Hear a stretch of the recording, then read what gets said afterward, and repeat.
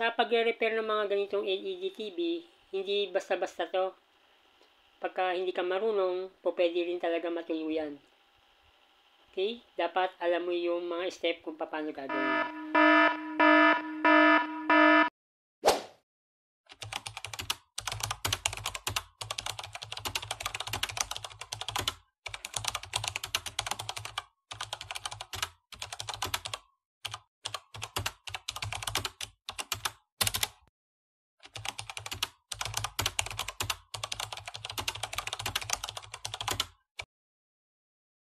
Pa-subscribe naman po kay DIY Pinoy Technician Official, magwa 1K na po.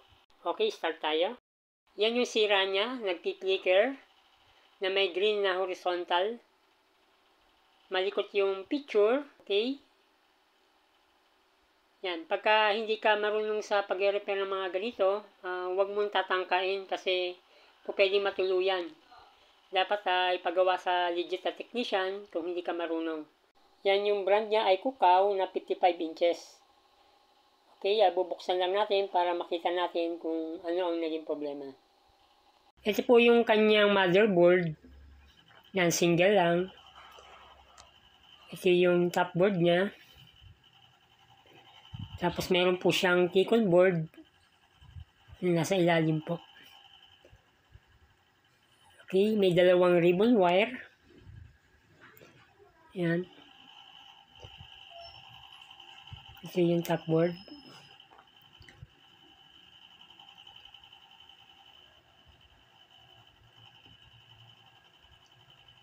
Sa mga ngayon lang po nakakapanood ng mga ganito, pwede po tayong dyan lang gumalaw sa dalawang ribbon na yan.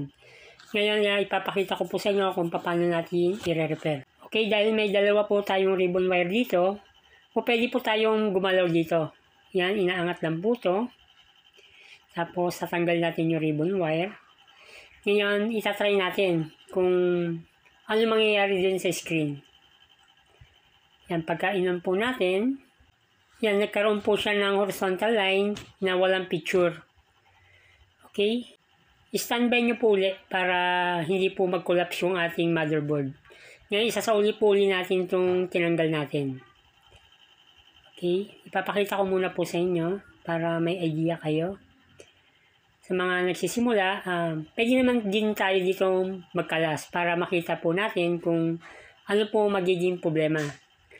Okay? Hindi naman po masisira yan. Kung magkaka-picture to, may pag-asa. Tingnan natin. Yun, nagka-picture siya. Ibig sabihin na good pa yung kabilang channel.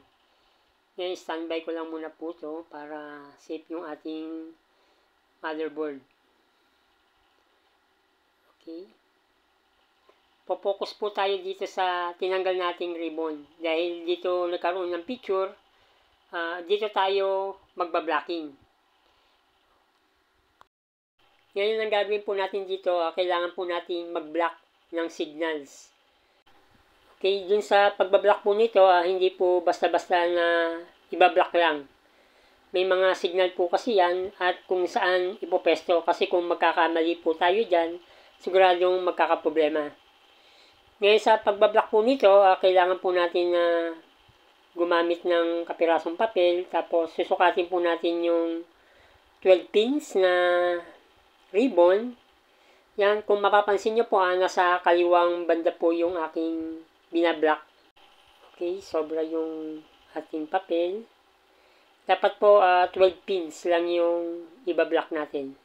Yung po sa mga nanonood sa atin na medyo ingatan nyo po yung pagkakabit o paglalagay kasi po pwede pong magkaproblema. Yung mga experience po natin na may mga nagpapagawa po ng ganito at tinatry nila, yun po mas natutuluyan pagka namali. Okay, subukan po natin kung okay naman po yung gawa natin. Try natin on.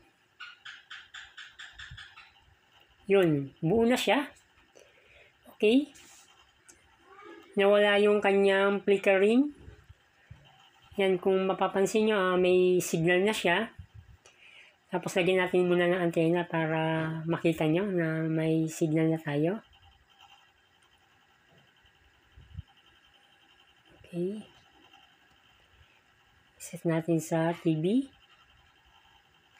Yan. Kung mapapansin nyo, wala na yung flickering. Yan. Hindi ko na nilagyan ng magandang signal kasi baka maka-copyright lang tayo. Okay, obserbahan lang natin. Tapos, magpa-final testing tayo. Yan, okay na yung ginawa natin. Wala na rin yung mga nagpi-flickering. Pagka tinutok nga natin to ay malinis siya. Kung baguhan lang po kayo sa aking YouTube channel, huwag pong kalilimutan mag-subscribe. Click nyo na rin po yung notification bell button para updated po kayo sa ating video. Maraming salamat po.